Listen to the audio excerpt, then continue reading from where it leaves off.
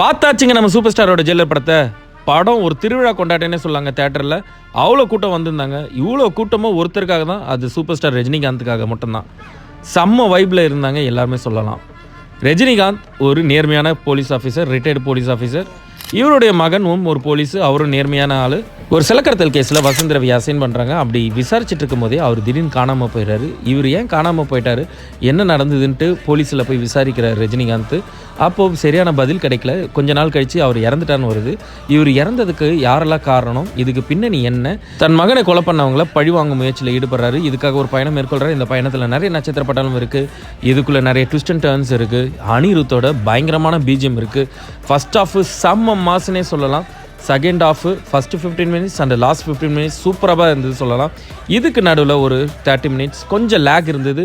Jailer not a failure. Rajini ஃபேன்ஸுக்கு படத்தை செம்மையாக பிடிக்கும், ஜென்ரல் ஆடியன்ஸுக்கு பிடிக்கும்.